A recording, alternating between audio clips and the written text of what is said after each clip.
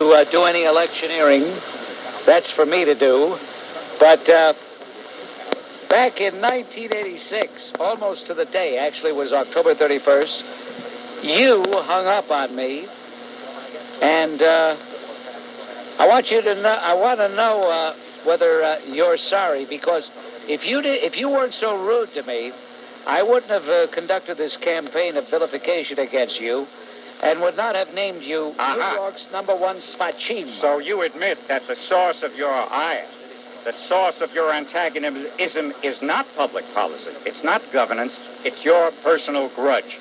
Everybody knew it all along, and now even you, your own unconscious mind, wouldn't allow you to suppress that information any longer. Note what he said, ladies and gentlemen.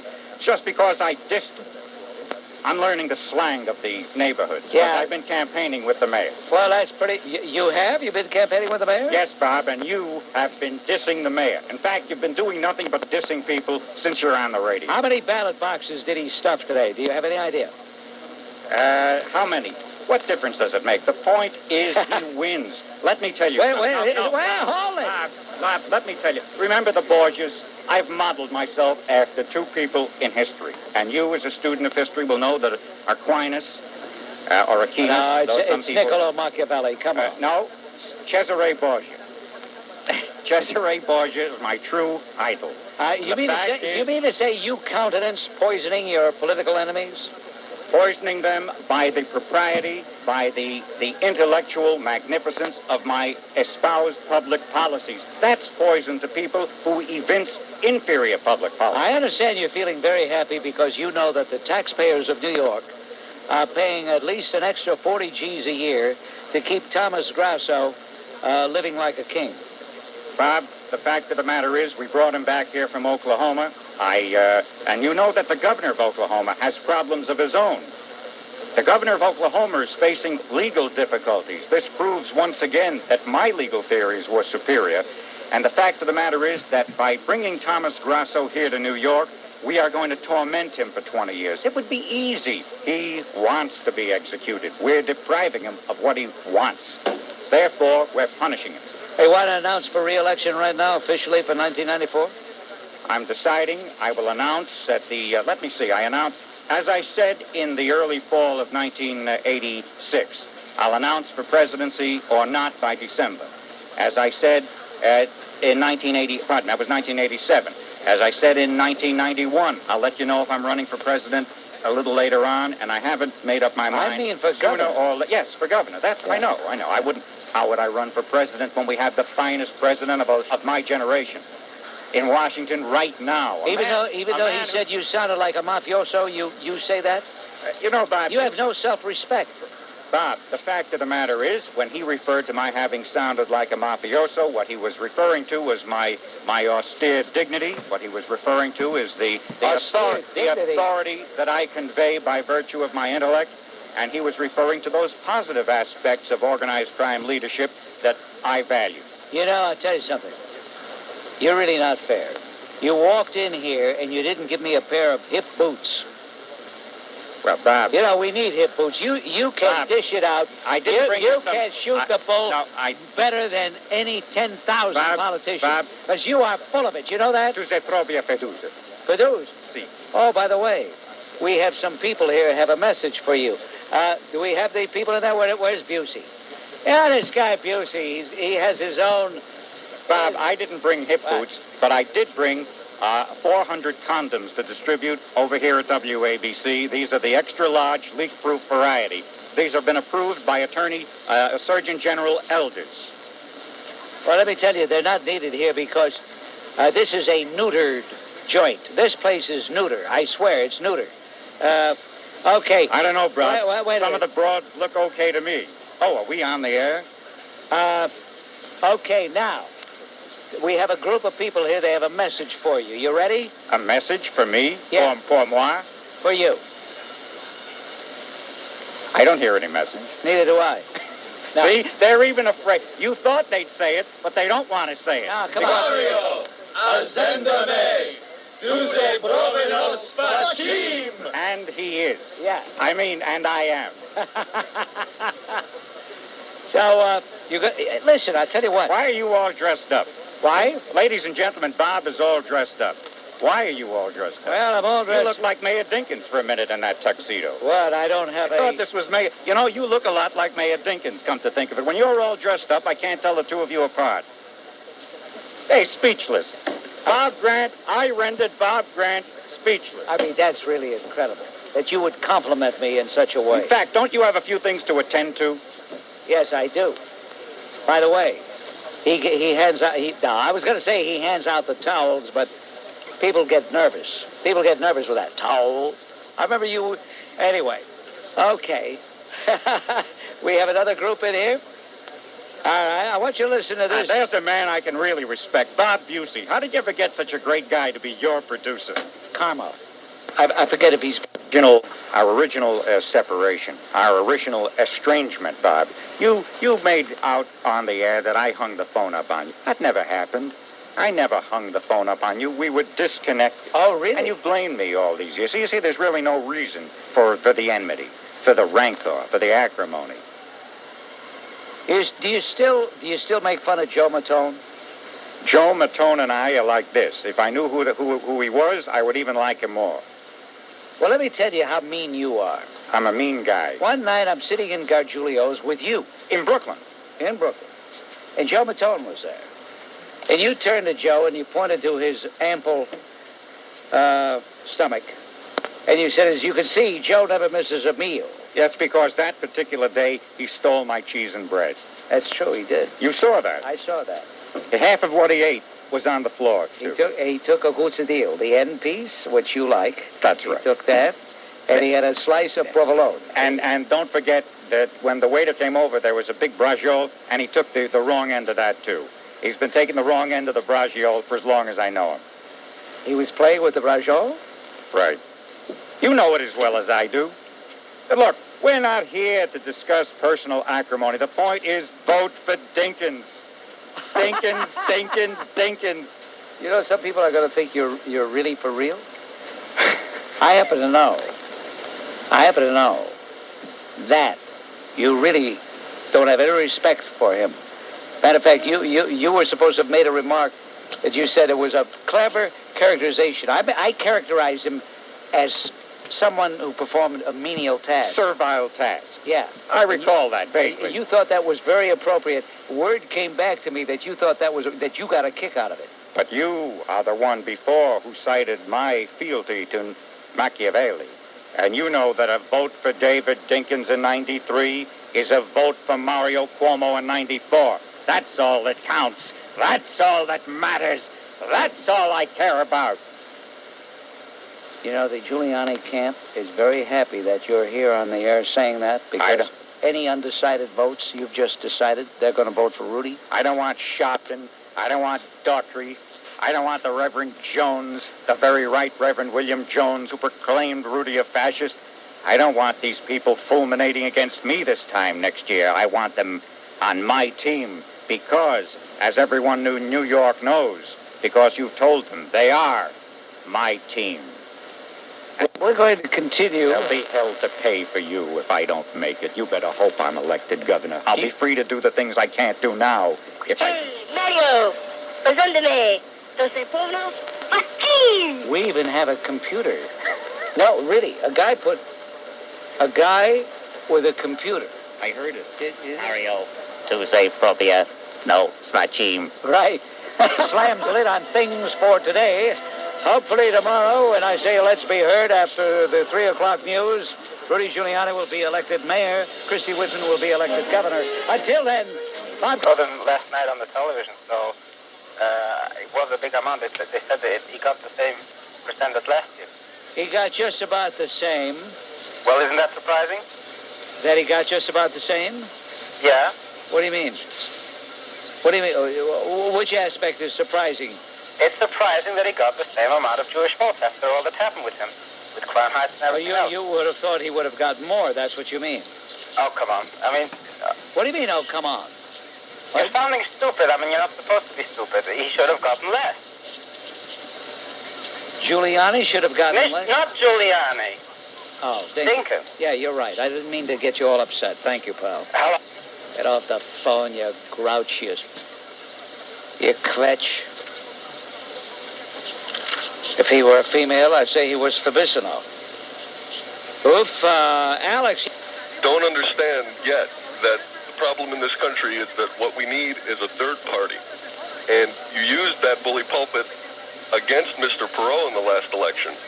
But unfortunately, people in this country are going to find out the hard way soon enough, if in 97 or 98 the currency is devalued, that the people who abandoned and betrayed us all these years were not just Democrats, but Republicans.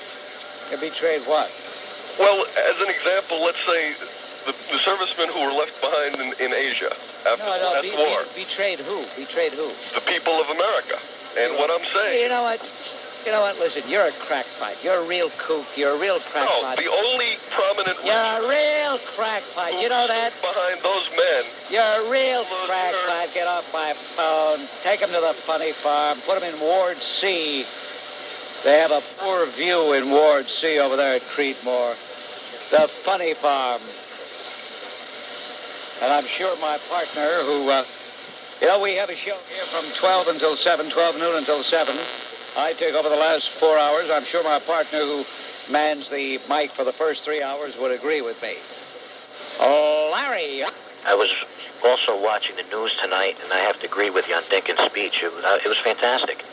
I just wish that the three stooges that were standing in back of him, Sharpton, Jackson, and Rangel, can learn something from it. Well, yeah, that's true. You know, Dave Dinkins reminded me a little bit of Mandela last night. That's, he was a different Dave Dinkins. Yeah, it was pleasant to see. Totally different, yeah. And did you notice Sharpton looking at the ceiling like he was bored? Jesse Jackson looked like somebody just told him he had AIDS. He looked like he was about to die. No, what Jesse Jackson was doing was he was posing for a sculptor who Jesse thinks he's going to put him on. Going to put him in the Badlands of North Dakota. I also got on Mount Rushmore. Yeah, you know? I got a lot of satisfaction. I saw they interviewed that scumbag Carville, who said that he felt like he let Florio down. Yeah, even I tell you, I can't stomach him. John, you're on WABC. Yeah, Bob. Yes. The hypocrisy emanating from minority communities is endless.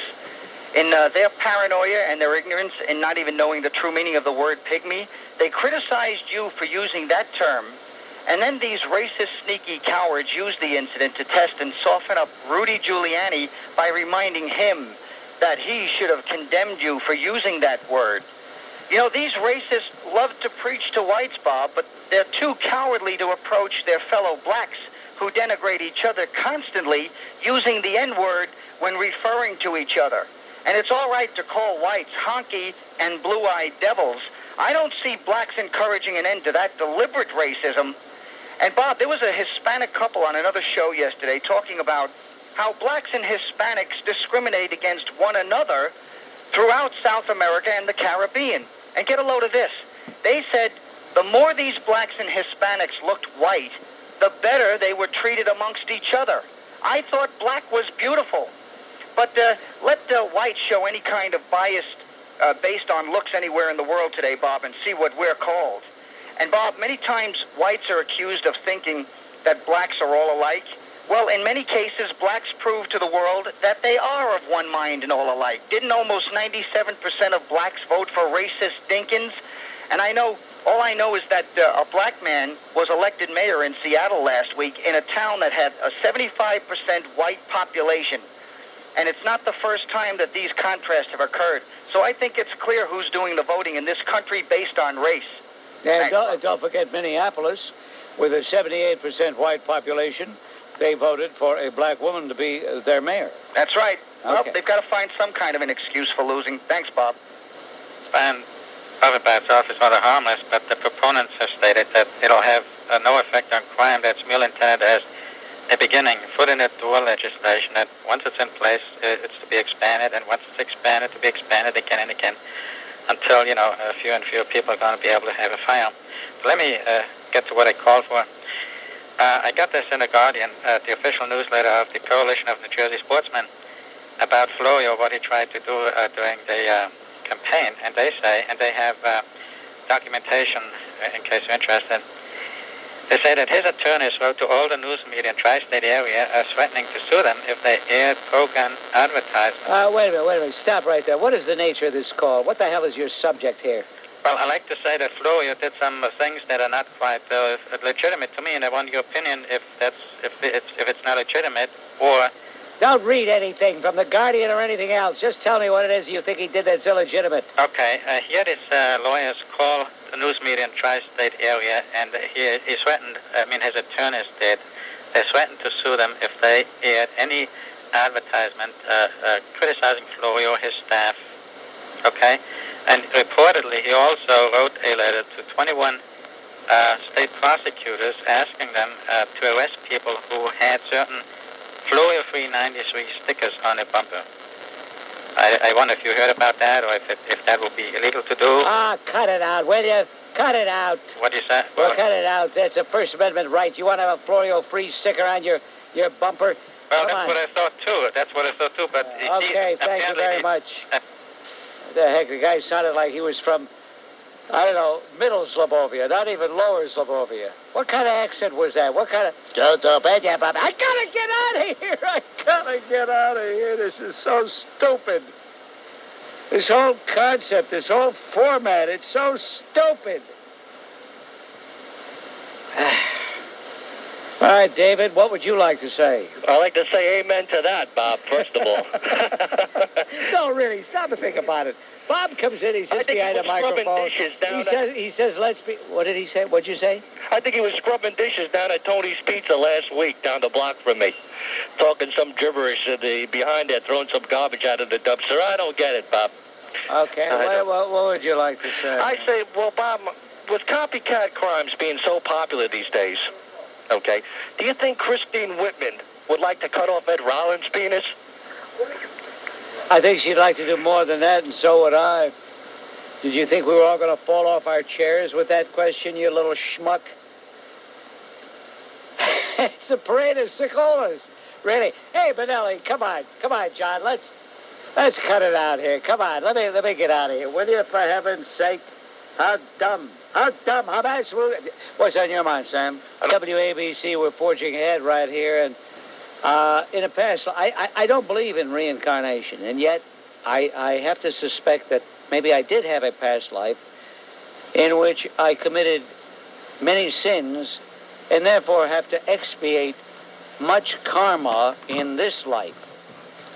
How else can I interpret what I have to endure 3 until 7, Monday through Friday? How else can I interpret that? You have no idea what torture, especially today, what torture it is to come in and be part of this absolutely banal exercise. And yet there are some people around here who think it's peachy keen. You know why? Because they're immature. Yeah, I'm glad you said that, because the peripatetic behavior of Slick Willie has been most curious in this. In 1992, he condemned George Bush, who had initially made the NAFTA agreements with President Salinas of Mexico and then Brian Mulroney of Canada. He condemned it. Right. Now he is a supporter. And the question is, why the change? What brought about his change of posture? Well, we know this guy is the ultimate chameleon. I mean, he's proven that time and again. Why? We really don't know why, but we know that he's capable of doing it on any issue at just about any time. This is one of the reasons that I am quite often surly, despondent even, because I see no glimmer of hope for the future, regardless of who's elected to what office. The only thing is some Rudy might be able to slow down the slipping and sliding, but there's nobody that can stop it, because nobody will take the measures that are really needed. For example, I'm sick and tired, and Busey, stop scheduling anything on welfare reform. There is no welfare reform. The only welfare reform would be the Bob Grant Mandatory Sterilization Act. I'm sick and tired of talking about all the window dressing, all the superfluous crap The real problem is a proliferation of all of these mutants who are spawned each and every day. It's like, you ever see a dog giving birth to puppies? They just kind of, boom, they come out like the guy from in the circus out of a cannon. And these warriors, in no time flat, they're cutting your throat. They're raping your sister. And nothing is stopping it because nobody really attacks the problem at source. Damn it. We just keep talking about it. All right. I think it's a valid comment, Bob. A valid comment. And he's right. The time has taken its toll. Burnout is a terrible thing. And truth of the matter is, and don't blab this around, but after talking to lowlifes day in and day out, it does get to you. You try to do it for 23 straight years. It just might get to you, too. But you'll never know because you'll never get the chance because very few people have the gift to do this. You ask a guy who's sitting here at about 20 minutes to 7, you're asking a guy sitting here talking to one gavone after another, how you doing? I'm sorry. Okay. Well, I just experienced something that hopefully tonight's show will prepare me for. As I was listening to your interview with that woman, I forgot her name. You mean the dyke from Cincinnati? Well, you said that there was going to be a program tonight on... Sylvia Chase. Sylvia Chase. Sylvia Chase. Well, you're talking about the one we just did, not the one in the last hour. Yeah, the one we just did was Sylvia Chase, a very fine reporter, by the way. Right. Well, I hope I'm learning something tonight because as I'm coming home, I was just mugged listening to your interview with Sylvia Chase. I was coming home and my hands were full of bags, and I was bumped, and the guy nearly ripped the bag out of my hand that I had just bought something in Macy's, and thank God that Macy's where, Alex? Well, actually, it was a bag that says Macy's on it. I'm coming home. I live in Kew Gardens. Of all neighborhoods, this is the neighborhood that it happens to me in. I pay $900 a month on rent so I can feel more secure, and this happens around the corner from where I live. I tell you, at that very moment, the interview that you were having with her, and the 2 times that I've been ripped off before, and the times my car was robbed.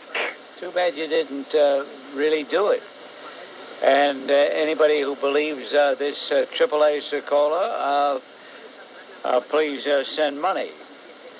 All right, Tom from Babylon. Hello. Yeah, Bob. Let's try Tracy on the line. Hello, Tracy. Yeah, how you doing, Bob? I haven't called for a while, but... I just get through with a AAA Sickola, a real mental freak like Paul on the line, and you say, how you doing? Did you hear him? No, I'm sorry. How could I answer after listening to such an idiot? Such idiocy. About the open to interpretation. What about Article 4 of the Constitution, which guarantees... Right, I've always said that. Every time we get together, a social event of some kind, a coffee clutch, cocktail party, dinner party, we talk about just that, exactly. Thank you, Tracy. Tony, you're on WABC. Hello. Hi, Bob. How you doing? There's another guy saying, how you doing? Okay, I just want to... I'd like to get you guys, line you up against a wall and punch each and every one of you in the mouth. Maybe sometime you get the chance. Okay. I just wanted to ask what you felt about this race issue. Do you think there's really such a thing as white racism, and do you agree that it does have a controlling effect? I tell you what, you sound like a nice gentleman. The only one problem, you didn't bring an interpreter with you. Next time you call a program, have an interpreter on the extension, and he can translate. Who the heck knows what this guy's saying? Hey, is that the way they teach you how to talk in the islands? Why? What is it? What is it? Do people gargle with cement? I don't get it. Oh. It was taken out of context. It's open to interpretation. Don't confuse the message with the messenger. I was not aware of it. Bob, these are the stock responses that are used by colored politicians when someone questions them about a racist remark made by one of their fellow colleagues. It's obvious that Rudy Giuliani should memorize these responses and say them if ever he is confronted the way he was about that remark that you allegedly made about Charles Rangel, because to use another response, I was not there, so I cannot comment.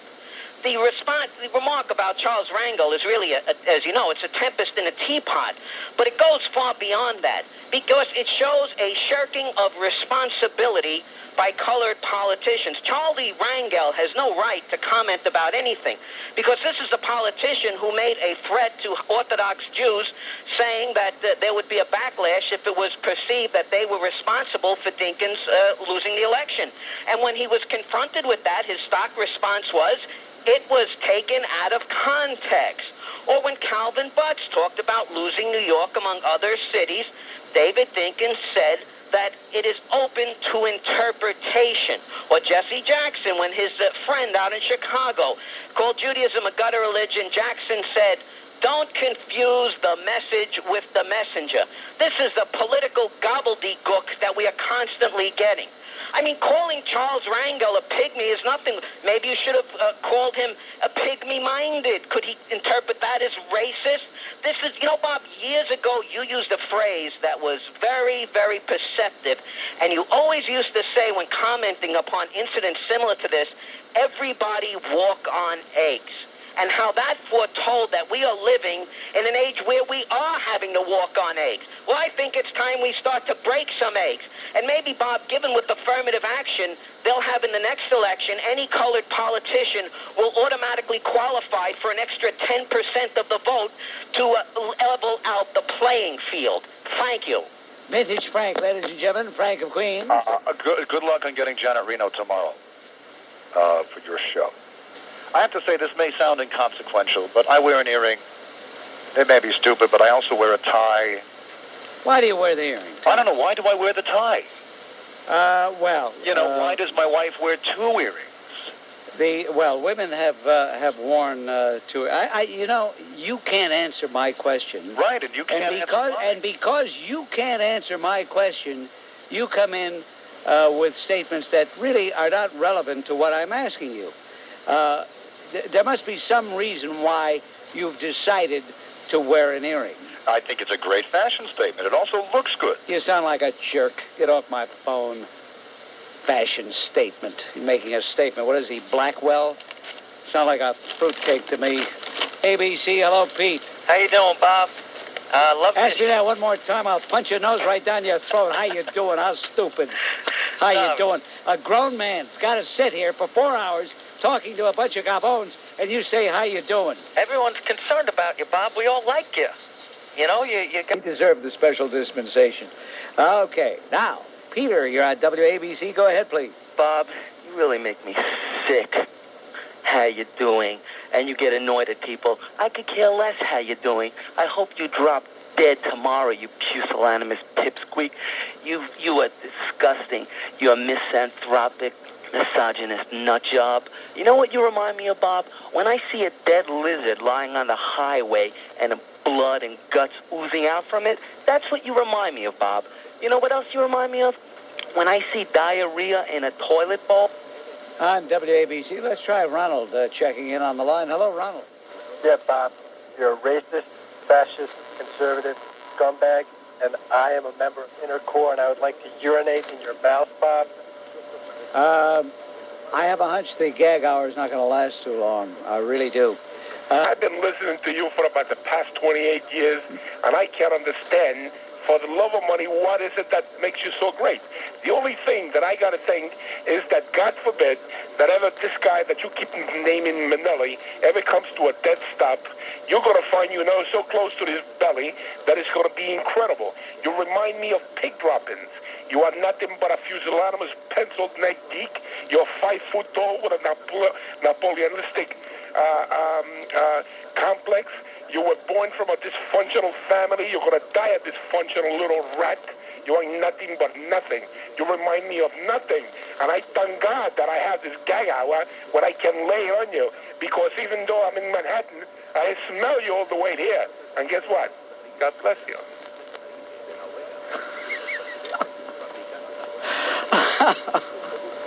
Tony, I think the gag hour. Go ahead. Yes, Bob. I've always been offended or put out by the attacks that you've made on personalities, both political and cultural, due to their physical attributes. But the one question I've always had, when you finally grow up, will you be taller than Robert Reich? Thank you very much. Please answer the question. I'll wait for your response. All right. I love your show. I love you. I love how you think.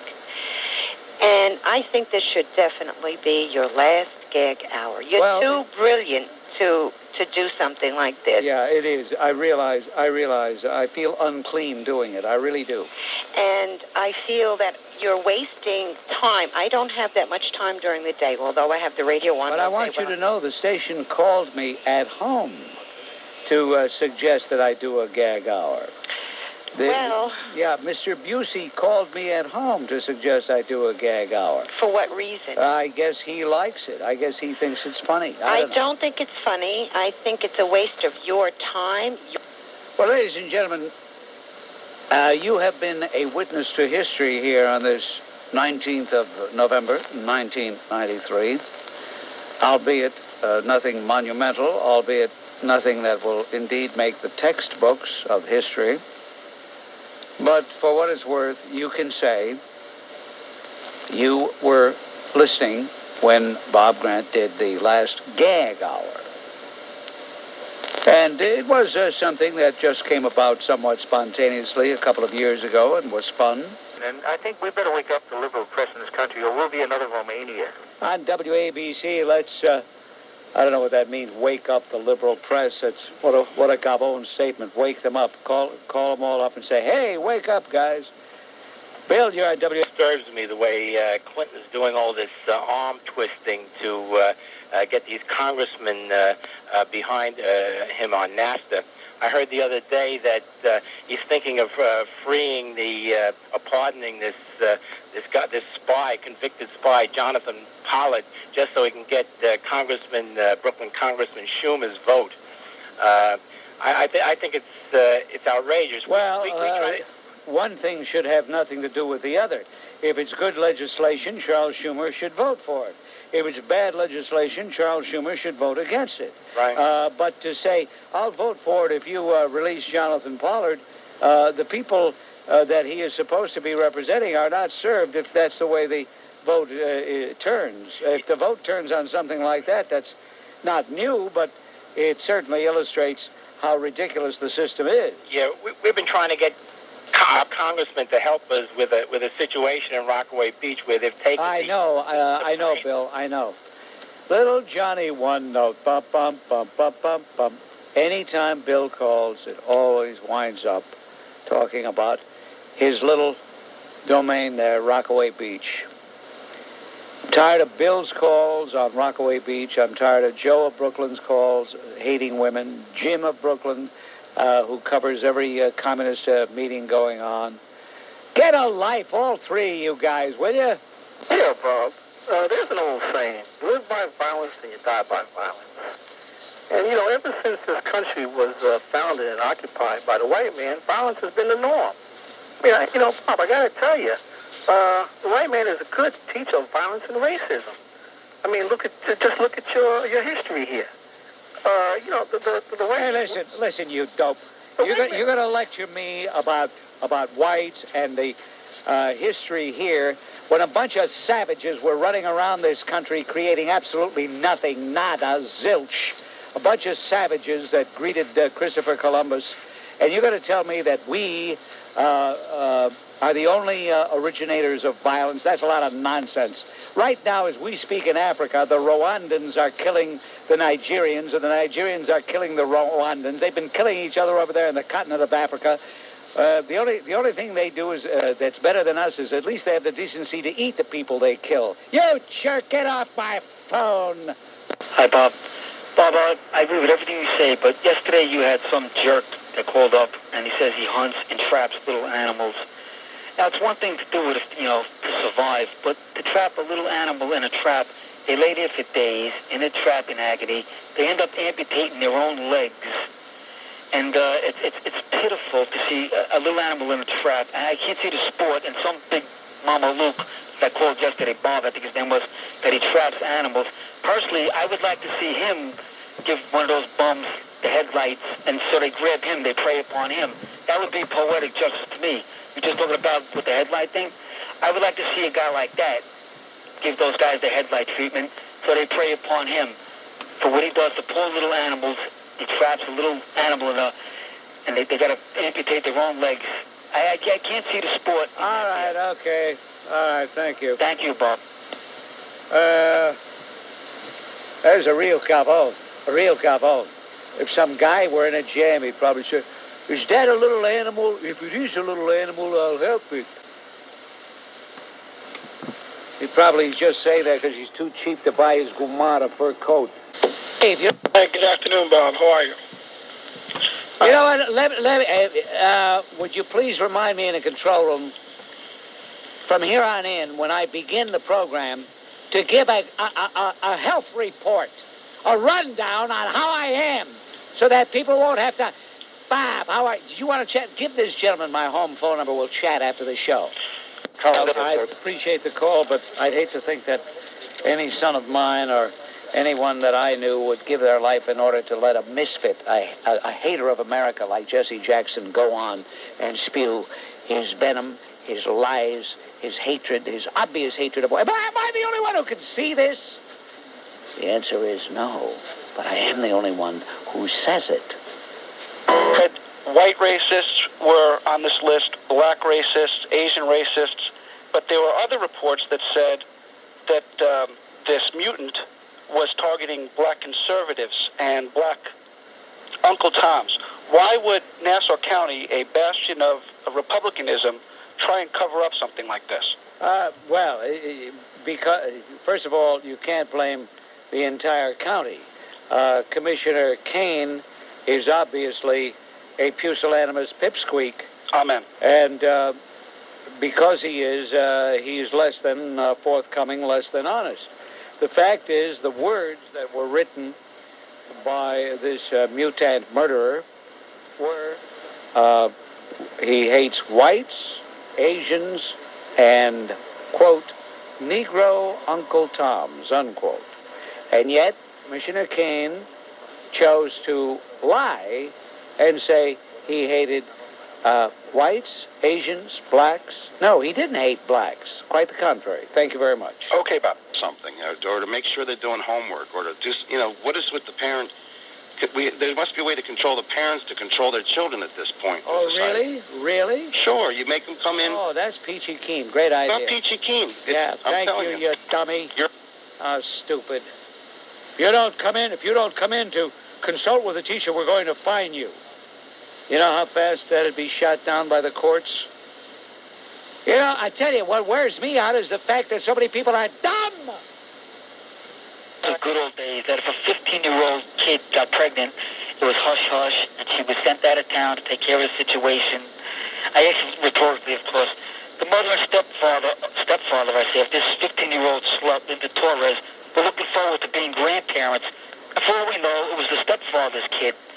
Anyway, society was spared from a future warrior from the incubus of this Linda Torres. Let's just hope that the wounding severed her innards enough so that she will never be able to conceive. That's what I was going to say next.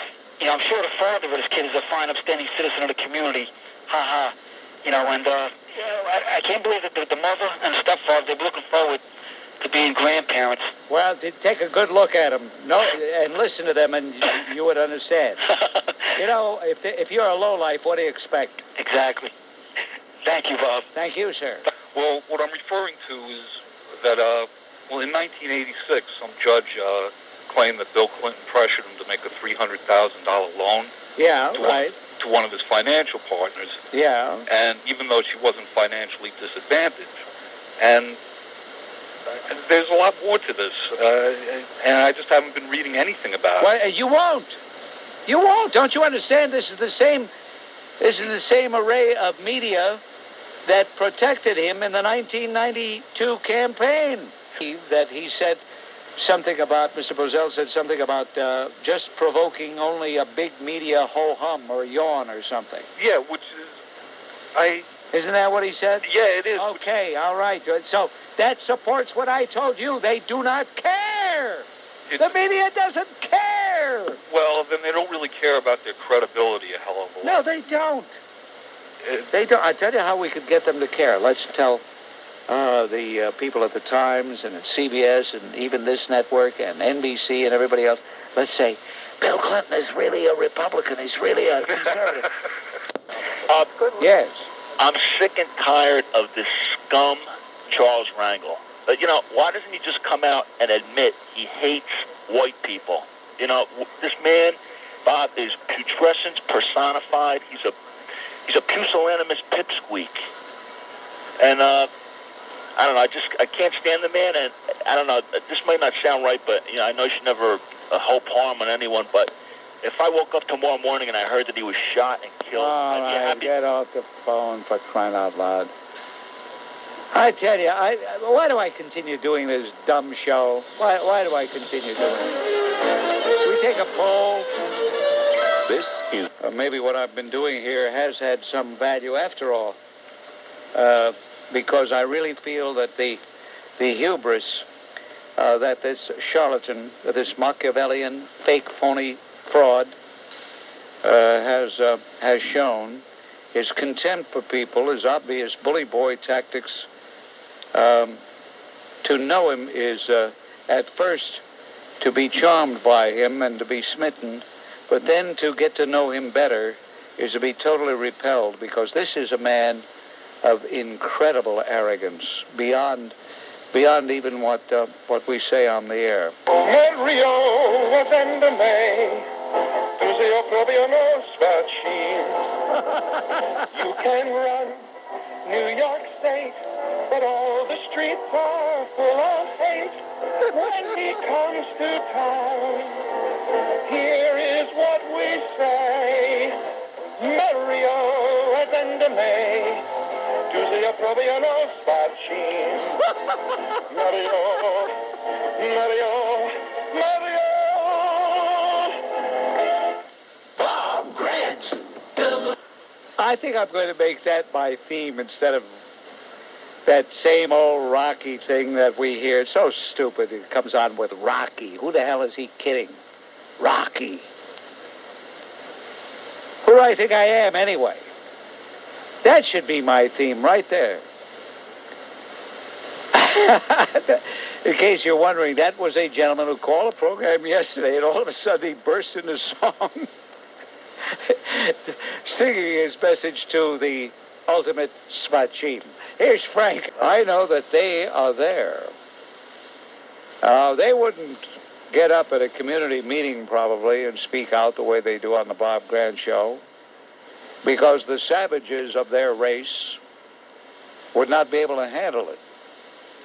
The lynch mob that frequent WLIB or the Amsterdam News, these propaganda outlets that foment hatred, that foment anti-white resentment, that foment jealousy for Korean merchants who work 24 hours a day to build something. Those propaganda outlets, of course, do not believe in the First Amendment. And that's why if some of these decent black Americans were to say there what they say here, they would be shouted down, and perhaps worse.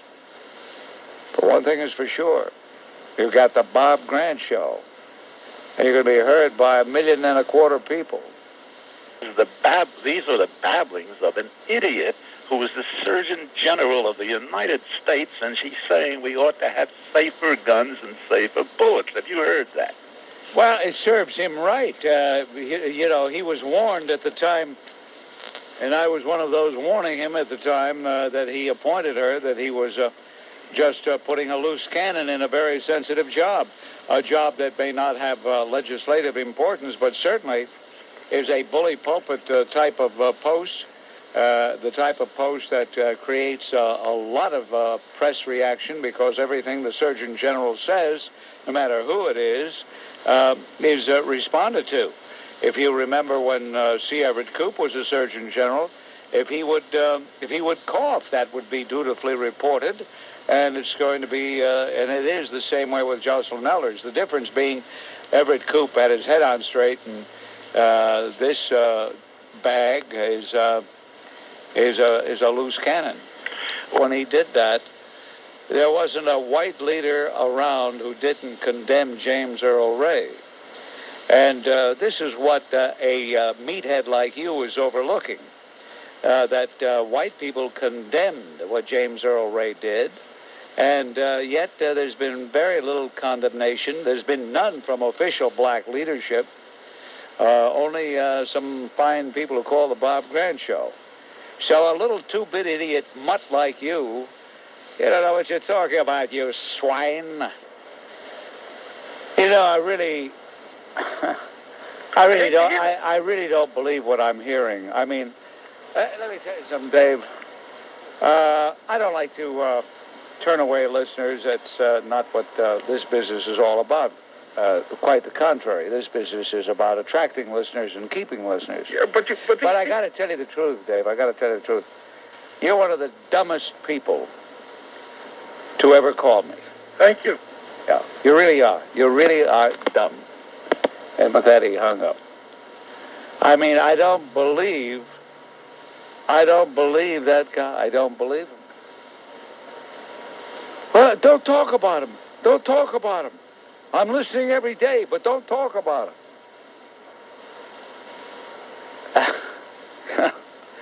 Hey, Manelli, how about it? Forget about the fact that I signed a new contract. Will you let me go? Please, John. Really, this is so stupid, day in, day out. The march of the gavones. There's John right now. There he is. He says, no. What is he? Oh, he says, no, sorry. You signed that contract. You have to come in. Okay. I'll come in. But, I mean, you talk, that guy Dave from Rock Hill. And he says, hey, I've been waiting for over an hour. Where did I get the bill?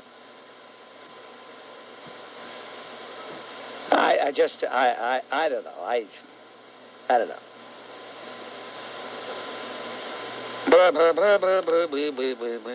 Really, that just, it makes me, it just saps all my energy to get a phone call like that. Really, it does.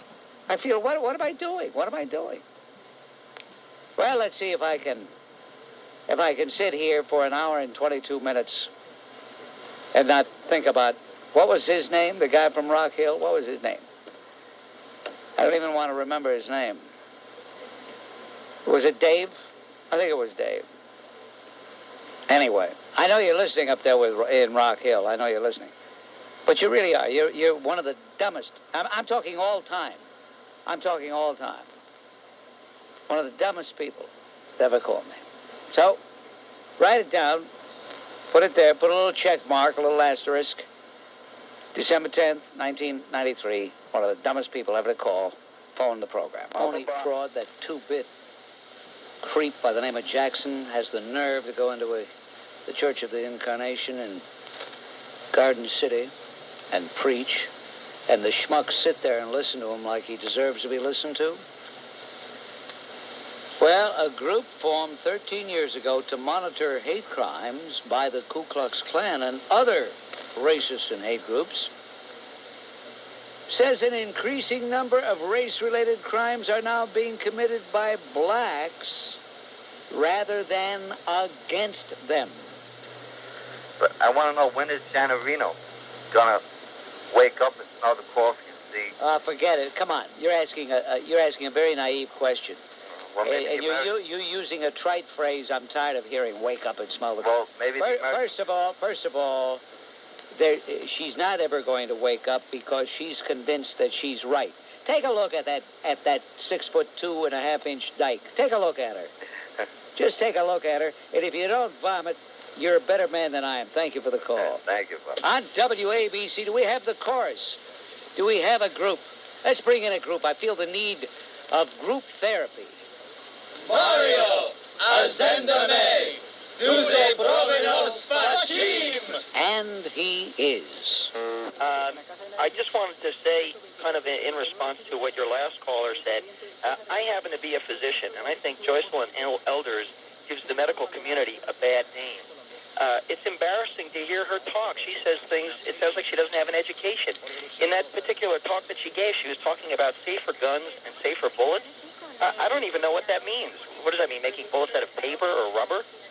I really don't like to use this phrase, although it's been around for a long, long time. But I, Bob Grant, told you so. Well, she clearly is, I feel, an embarrassment to the medical community. Well, she would be if she were really a medical person. But remember, she's an affirmative action medical person. And I don't say that to be humorous. As a matter of fact, there's really nothing funny about it. It's tragic. But can you imagine being ill and going to her for treatment? Thank you, no. Okay. Mr. Grant, I'd like to talk about this misconception about liberals. I mean, I'm a 60-year-old, and I knew liberals that fought in the Lincoln Brigade against the fascists in Spain. They were devoted people. They had great ideals for the world and for world peace. They were a bunch of communist scum. That's what they were. What do you mean? They were a bunch of commies. Come on, cut it out. The Lincoln Brigade was full of communists. Chamberlain was a conservative. Chamberlain? You mean the writer who's now deceased? No, yeah, I'm talking about the Prime Minister of England at the time. Prime Minister of England? He wasn't in the Lincoln Brigade. What the hell are you talking about? The Lincoln Brigade now. I'm talking come on, cut it out. Neville Chamberlain was never in the Lincoln Brigade. I never said that. Well, what are you talking about then? I'm talking about the movement after World War I. Hey, look, you know something? Hey, listen, pal. Let me tell you something. You're a little too young to be identifying with that group. I'm 60 years old, Mr. Grant. Well, 60 years old. You know when the Lincoln Brigade was over there? In 36 and 37. That's right. Okay, how old were you then? About 5 years old? Cut it out. I knew people that did fight then. Oh, you did? You knew people? A little 5-year-old kid. Hey, you fought in the Lincoln Brigade. What are you trying to pull here? Hey, listen, I think that generation of communists did so damn much damage to this country. Put Gore Vidal on. He's a liberal. Who? Yeah, Gore Vidal. He's more than that. He's more than that, sweet. He's more than a liberal, sweetheart. Well, why don't you put? You throw these names out in the Marine Corps in Vietnam that said we shouldn't fight in Vietnam. I don't know. Now you're switching. What is your point, Mike? Anyway, outside of the fact that you're a left-wing dumbbell. Credit to the conservatives who pollute the environment. You think so much of Ronald Reagan and George Bush, who voted against the clean water bill, and Quayle, who gave all the... Yeah, listen, I'll take those guys. I'll take those guys who are communist swine like you any day. Get off my phone, you jerk. I haven't heard from you in ages. Thanks for the vacation. Can you imagine this jerk, this little pinhead, praising the Lincoln Brigade? Bunch of communist swine. About that case in Texas where the judge sentenced that guy for abusing the dog. Yes. I was a little mixed up about your feelings there. I'm not sure if I got what you felt. I don't think a guy deserves that kind of punishment. You don't? No. See, I disagree with you there. I thought you were more sensitive than that. I listen to you constantly, and most of it's unbelievable, but I get an education from you, and most of your feelings are the way I am. And it seems that you're always defending the guy who's trying. Yeah, a guy, not a dog. Yeah, but these... I'm sorry, pal. I can't get that excited about a German Shepherd. What do you want me to pretend? Well, want me to pretend? It's not that you should pretend, but okay. why should this man, be allowed to abuse a dog, a defenseless dog, that would probably be... what do you got to say, defenseless dogs? German Shepherds are hardly defenseless. Yeah, not when they're your pet. I've had several. Hey, look, you're... I don't want to get you excited. Okay, then forget it. Drop it, will you? Because I have no patience for gavones. I'm not a gavone. What? You're not a gavone? You want me to send a tape? You want me to send a tape of this conversation? You can hear it. Yes, I would, but and then you'd say, "He's right. I am a gavone." No, I'm not a gavone. I just can't understand. This guy shouldn't have a dog if he's going to mistreat the dog like that. I've had dogs that have protected me. What would you do to this guy? What would you do to this guy, Bill? If I could get this guy, if the way it went down is the way I heard it on your program, okay, if I could get this guy in a room, I'd beat the hell out of him. Well, that makes you a real classy guy. You say you're not a gavone. Get off my phone. You stink. And the stench comes through the phone. Smells like... You know what he smelled like? A wet dog. You ever been around a wet dog as they walk around? I don't know why people want to have dogs. There was a guy who went to his house last year. I'm not going to go again. Now he's got a big German Shepherd roaming around. You know what happens? Hairs get all over the place. Not the dog's fault. The dog can't help it. And then you ring the doorbell and they jump up and they bark and everybody, yeah, you know, they pretend like they don't belong with people. I'm sorry, folks. Sorry. It's the way I feel. Avangula tutaguand if you don't like it. Yes, sir. That Annenberg donation is crazy. Giving money to government to be wasted? I mean, I couldn't believe it. I was thinking that money could be used for a new conservative think tank. Frank from Queens, John from Staten Island, and me from New York. I've got some ideas about that. I appreciate the call. For outrage of the year, the Waco massacre engineered by the star appointee Reno and the collective amnesia engineered by that super trader Gergen. You know, that this has disappeared from the news completely, and nobody talks about it. Nobody talks about it. You're right. You're absolutely right. I'm sure you've seen the Spectator article about it, and, you know, it seems to me like I haven't seen any refutation of this at all. Now, this dike is immune. Nobody wants to criticize this dike. Well, right? I think it's outrageous. Well, it is outrageous, but let me tell you, this is going to continue. The fact that we are under siege is true, and by the time Slick Willie gets through with us, we as bad as things are, we won't even recognize our country. I'm convinced of that, and I tell you this: I think things are so sick, he'll get a second term. I'm the first one to say it. I'm the only one to say it at this point, but he'll get a second term. You'll see. Well, the matter at hand, that gentleman didn't know about the Mario song and what that was all about. Mario Zendame was a governor in Italy who had the habit of speaking at length and making no sense at all. So when the king heard this, he ordered him dragged through town while the crowd sang this song, and this is from Act 3, Scene 2, Mario Zendame. Mario Zendame, tutti appropriano spacci. Mario Zendame, tutti appropriano spacci. He can't run New York State, but all the streets are full of hate. When he comes to town, here is what we say. Mario Zendame. Giuseppe Provinos Vagin. I dropped the phone. I'm holding it on my neck, Bob. I did the best I could. I guess the original will have to stand. Oh, I appreciate that. And Patricia Ireland, I know why she doesn't like the church, because I saw a picture of her. She has no backside, and when she sits on the wooden pews, she hears the bones knocking. She talks about the glass ceiling. With her neutered husband and her lesbian wife, she should be more concerned with mirrored ceilings. How sick, how sick. I don't mean you, but her. Thank you, Marty. Bye. What's on your mind, Tom? Anyway, Giuliani, the inauguration, Donna should have just grabbed the kid, Andrew. Sit down, and that would have been the end of that, right? What do you think? You were away then, I think it was last week, week before. Trentino going to a halfway house. Oh, really? Did you hear about it? They never get up with that lowlife scum. Isn't that something? A halfway house out of state to give him a better chance at parole. It's not fair in the States. Unbelievable. Unbelievable. Well, is that going to go through, or...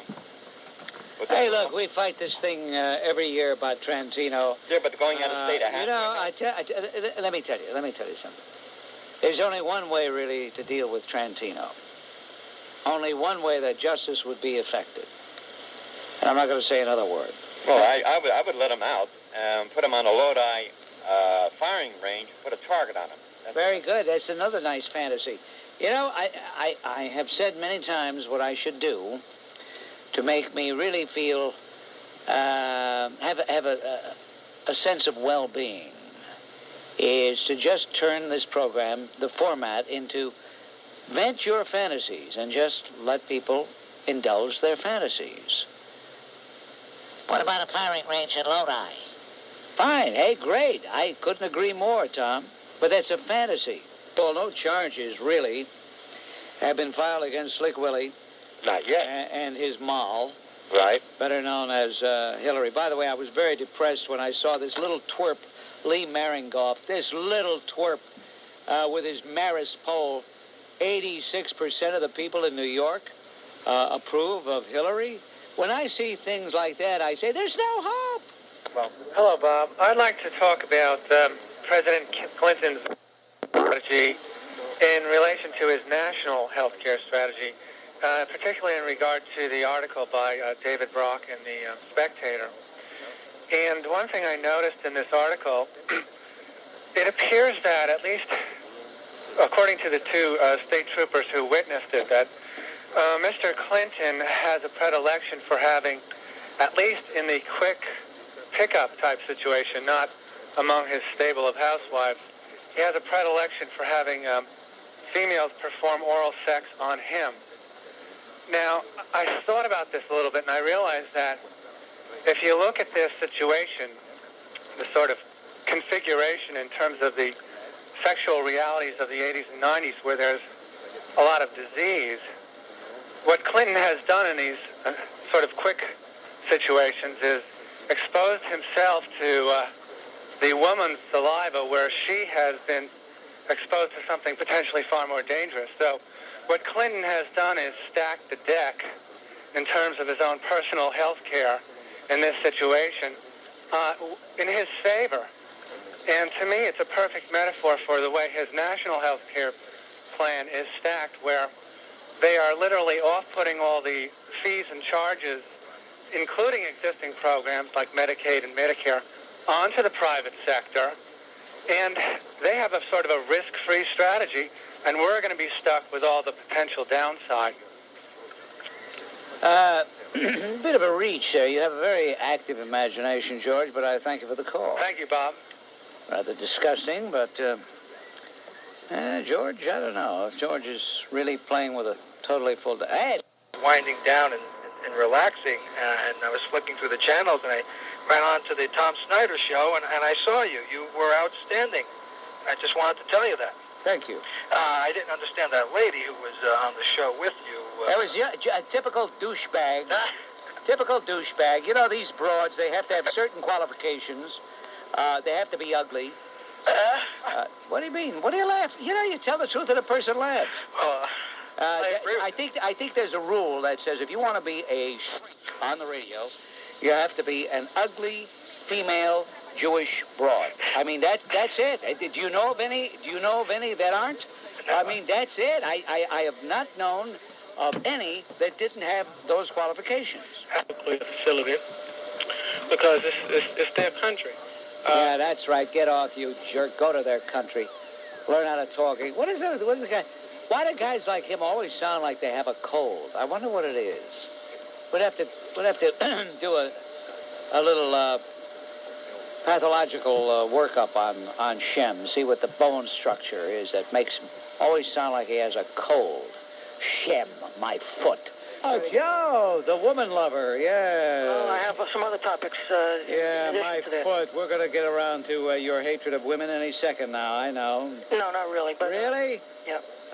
You're a one-issue guy, Joe. No, Bob, I'd like to say that, for example, the killing in Nanuet, nobody, especially the authorities, don't seem to want to make that a bias crime.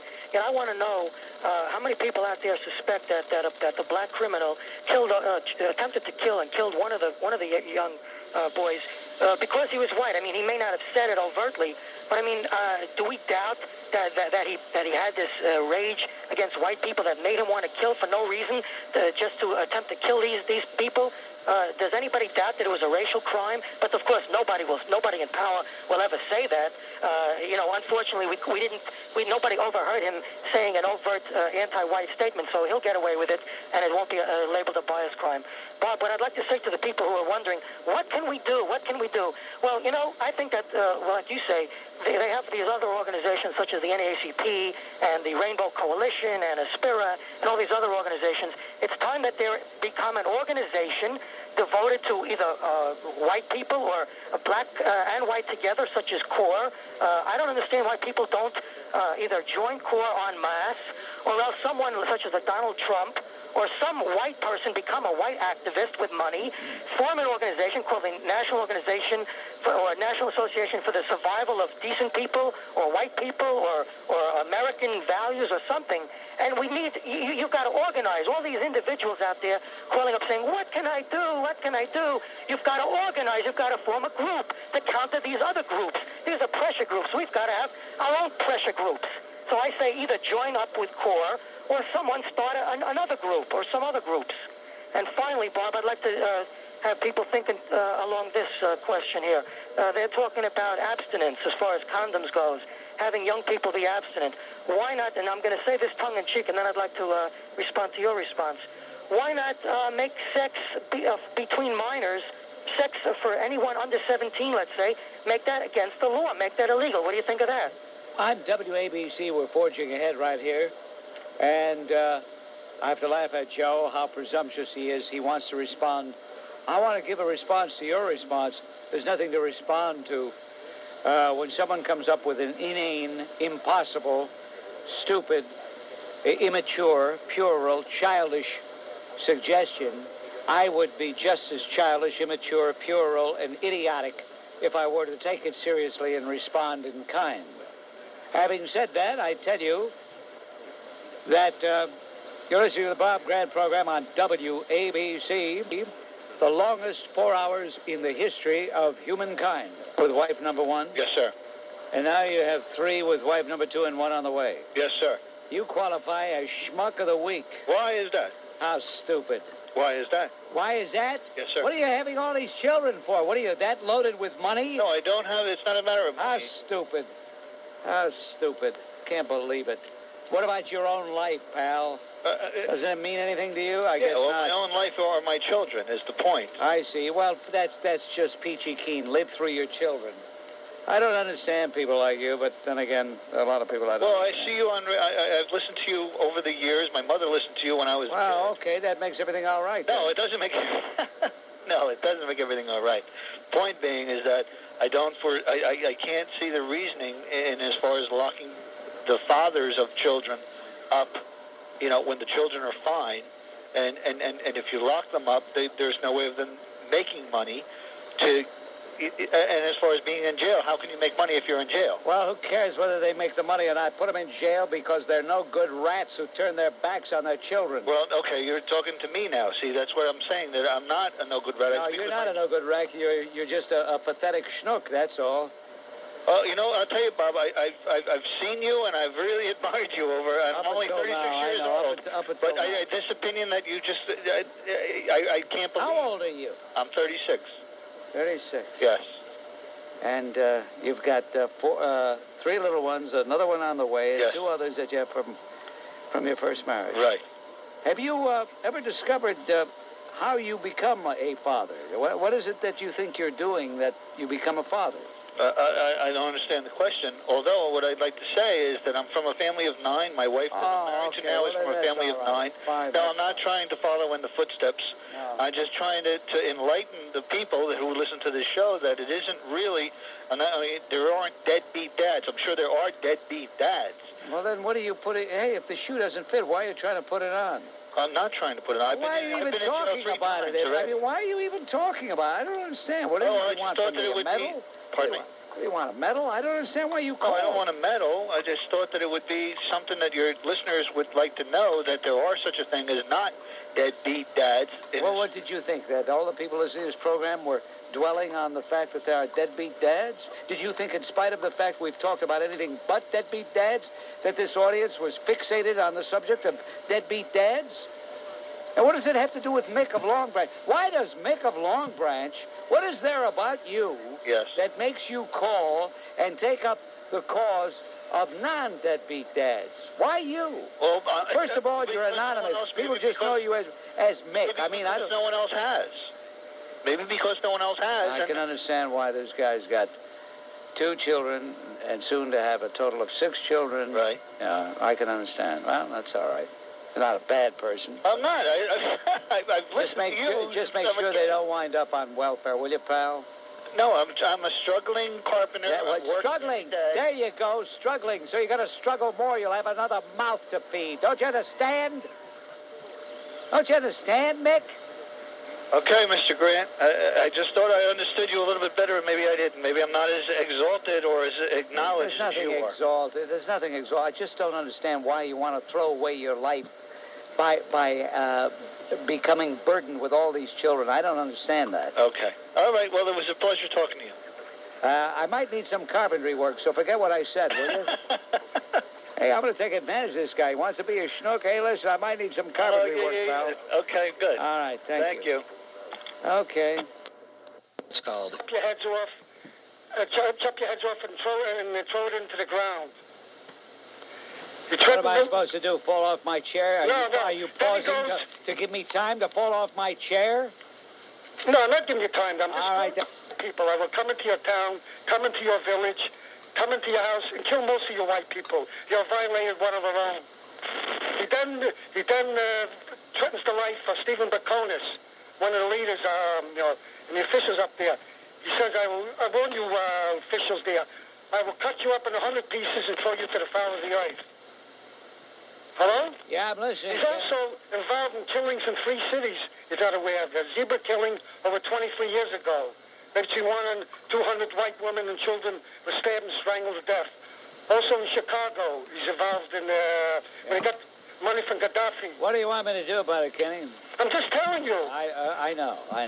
As far as Ben Shavers, he was one of the Rudin 7 that took, that made stick-ups and took white people as hostages. You hear that? Yeah, I know. And then he got 20 years to life, and he was let off at parole 10 years, and he took these blacks in the Communist Party. Yeah. Well, Kenny, I appreciate the call. It's just too bad that you're wasting your time telling me. I already know all this, and I'm already a person who needs no education over the fact that these individuals have declared war on us. And guess what? It's an interesting war because only one side is fighting it. Their side. Certainly not our side, Kenny. Thank you. The man. Hot granola, it makes a whole lot. What is this? Feel good in the morning time. Fresh from Echo to you, it's coming brand new. It's hot granola time.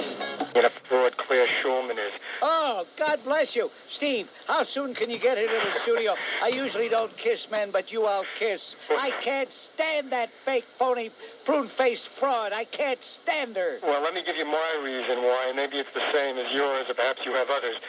3 days before the inauguration of our now mayor, Rudy Giuliani, she comes out with the front page of the New York Daily News saying how City Hall has shortchanged the borough of Queens for 4 years.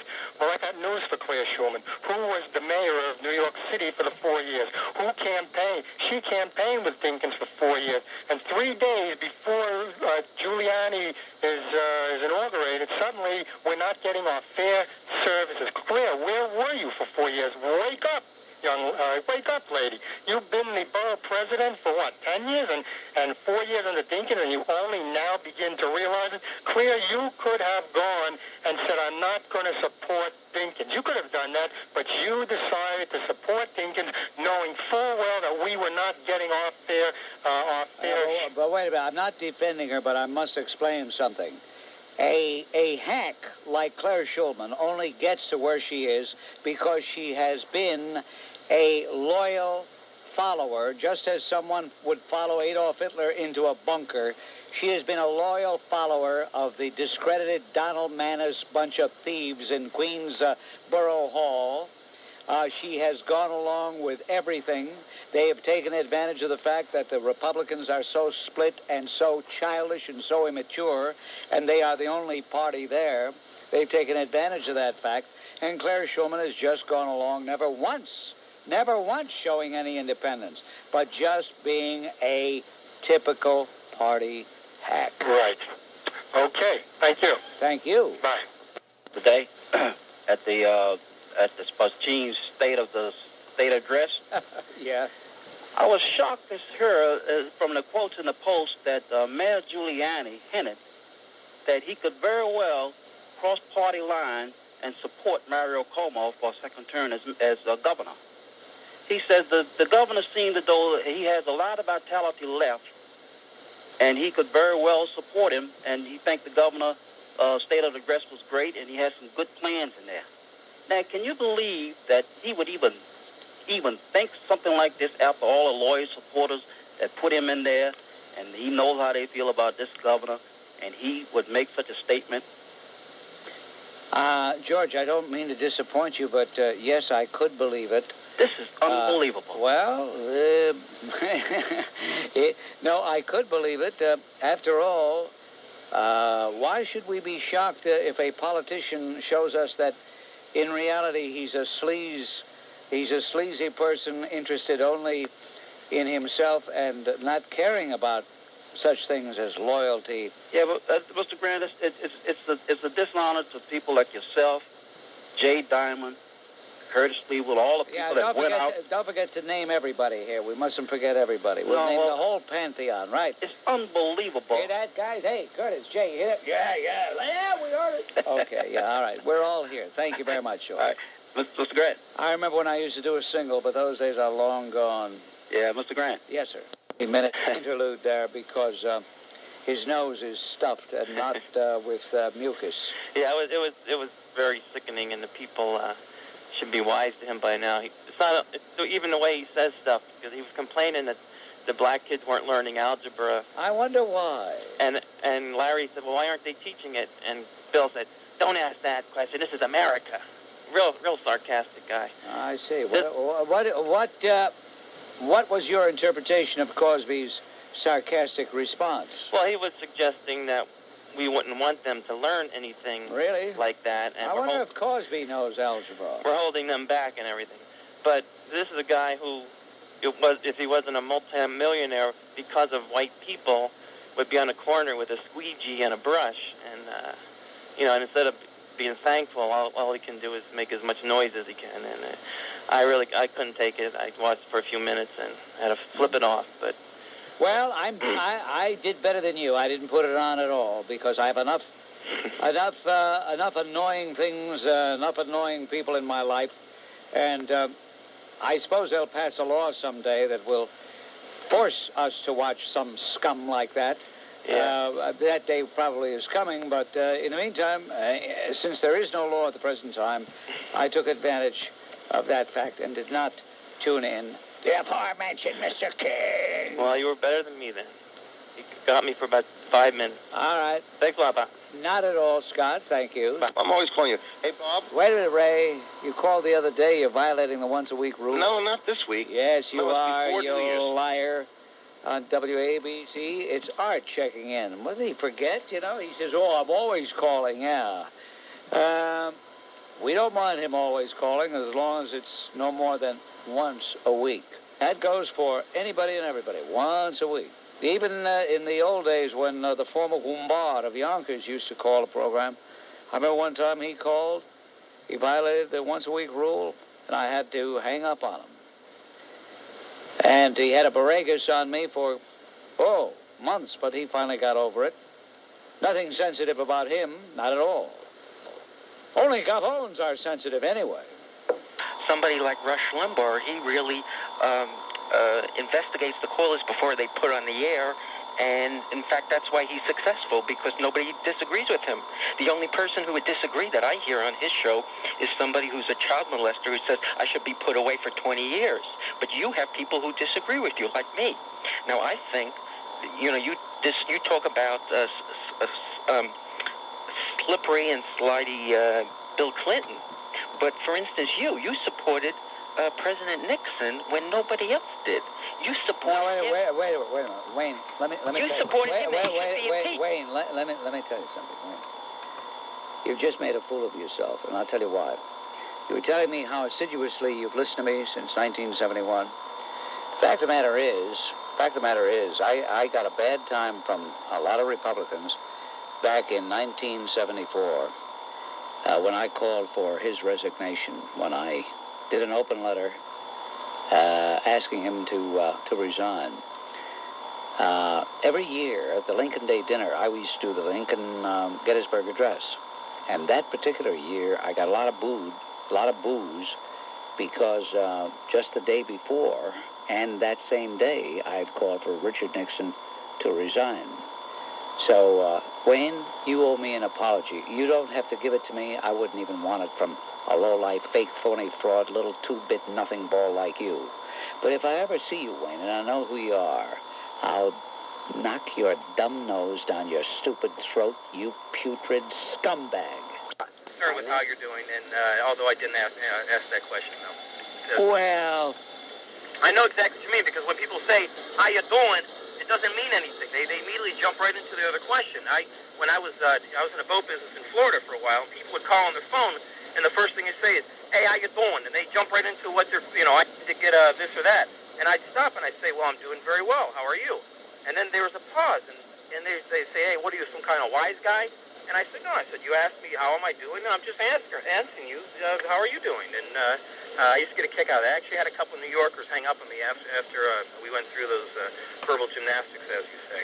What's on your mind? Hi, Bob. How are you? Bob, why I'm calling is because I would like to bring something to your attention, and I'm sure you're well aware of it. Some time ago, we had a young black man killed in Bensonhurst, and rightfully so. There was marches and protests.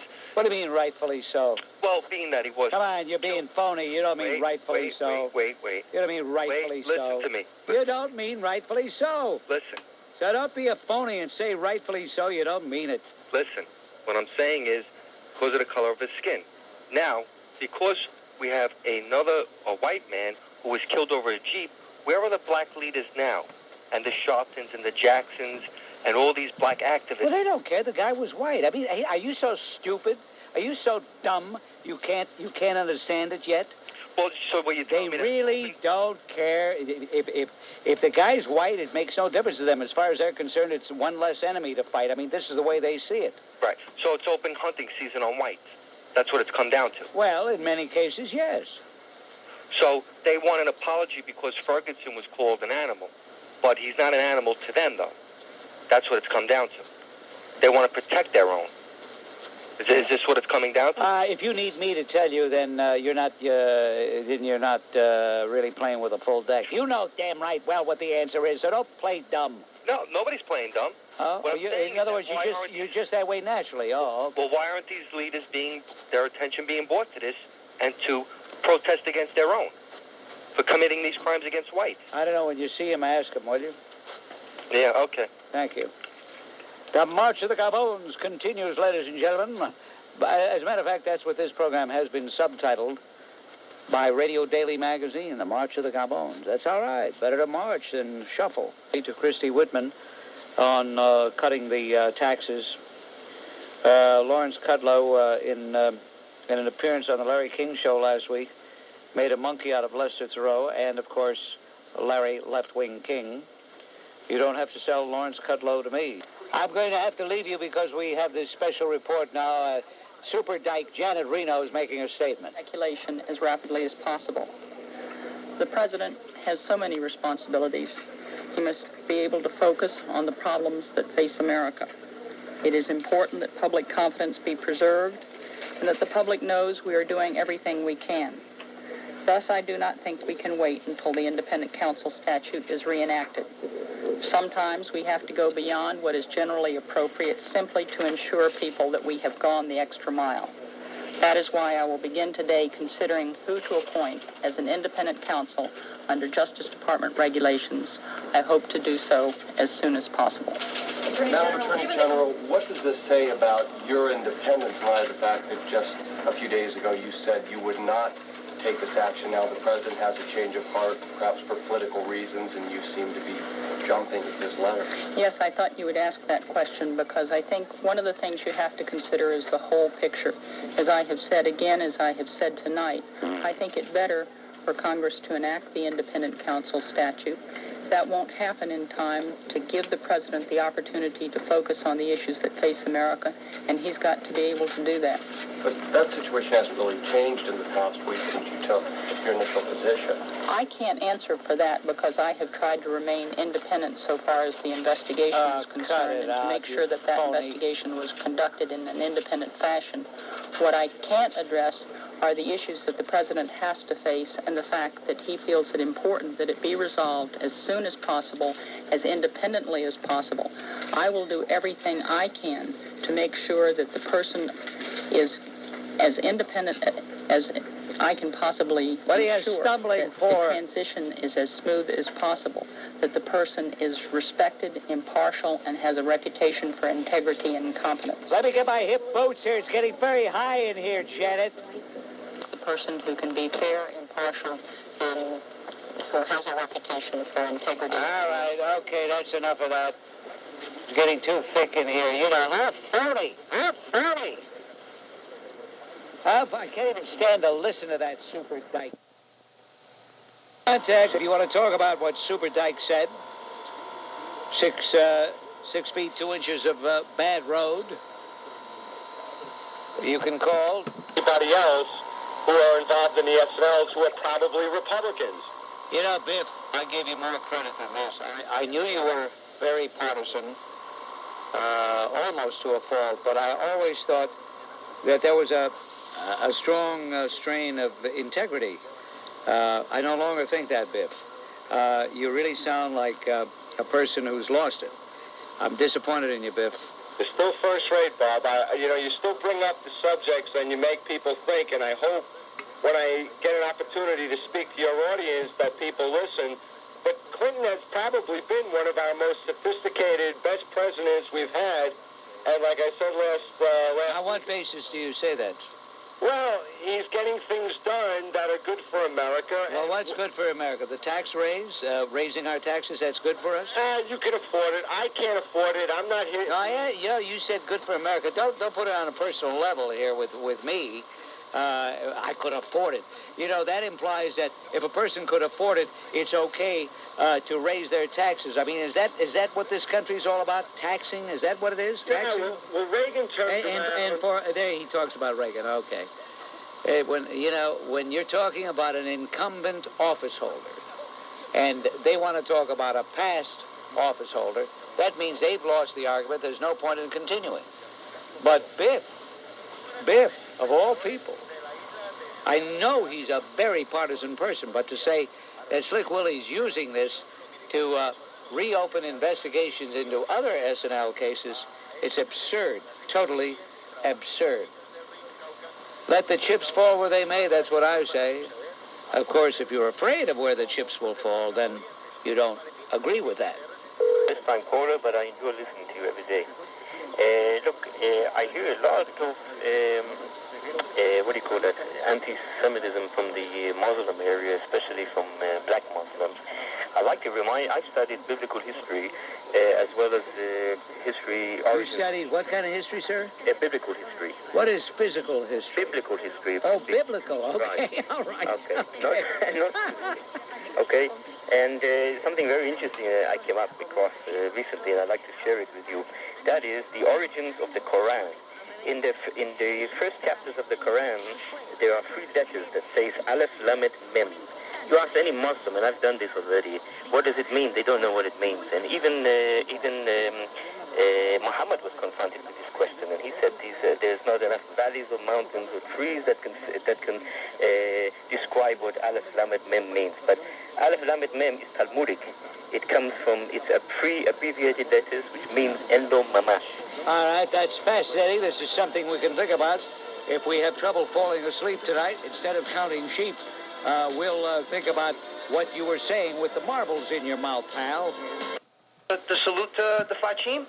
It's Spachim. The Spachim. Can I give him the salute, please? Why not, Joe? If it makes you happy, go ahead. Mario, ascendame to the Provinos Fachim. Thank you, Joe. You're welcome. I always say that you got to get the week off to a good start by tapping the wellspring of the quintessential gavone, wouldn't you? Hello, Bob. Yes, Bill. How you doing? What's on your mind, Bill? This is my first time calling. I just wanted to call you and say hello. Oh. And that I'm sympathizing with the people out in California having all the trouble. Yes. That they're having, and I hope you're having a happy Martin Luther King's Day. Why don't you take a long walk off a very short pier, schmuck? Hi, Bob. I just want to say, before I get to my topic, I just want to give my condolences to the families of Los Angeles, if anybody's listening. Nick, what's on your mind? Is that why you called? Well, no. I just want to say that I think Martin Luther King's Day is important because he achieved freedom for everybody. Oh, get off. Cut it out. Achieved freedom for everybody. He achieved misery for everybody. Yes, Mr. Grant, you usually talk about Mr. Martin Luther King. You usually call him a bum and all of this stuff. And I find it strange that what did John Manelli tell you not to talk about Martin Luther King today? John Manelli, wait a minute. John Manelli didn't tell me not to talk about anything. John Manelli isn't even here. Oh, isn't even here. Oh, so the only thing John Manelli... You said, hey, shut up a minute, will you? Okay, that's it. You're off. That's all. That's Carl from Manhattan, who, ever since they stopped using red caps, has been in misery. Good afternoon, Mr. Grant. You're doing a fine job. With your grace's permission, I'd like to give Governor Mario a salute. No, let's knock off the salutes for a change. Let's take a vacation from the salutes. I'm getting a little tired of hearing the salutes. Okay. Well, keep up the good work. Thank you. Bye-bye. I mean, is that all people want to do? I mean, gee, even to me, it gets a little tiring. But I forget, I'm dealing with children. You gotta remember, most rock stars, indeed probably all rock stars, and Paul Anka's not a rock star. Paul Anka is a songwriter. Paul Anka is a very talented person. Most rock stars have received too much, too soon, too easily, and they have become absolutely spoiled brats. And I never liked Barry Manilow anyway. Take a look at that stupid face of his. Tell me if anybody could take him seriously. He showed that he is a super schmuck by what he did. No, he knew what the event was. He knew that the proceeds were going to charity, and yet he had the gall to claim that as an excuse. Well, Bob, buongiorno. I'm here to talk about Jocelyn Elders. What I was just wondering is, can you imagine in a million years C. Everett Koop ever saying, talk about the legalization of drugs? I'm having trouble understanding. You're talking about the Surgeon General of the United States, Jocelyn Elders. Is that correct? That's correct. Okay. I'm saying with all the DEA agents out there, putting their lives on the line every day, and she comes up that it's a good idea to be studied. I mean, forget the problems with their own son. You're absolutely right, Joe. I appreciate the call. Thank you very much. Fast Forward. That was Joe on Fast Forward.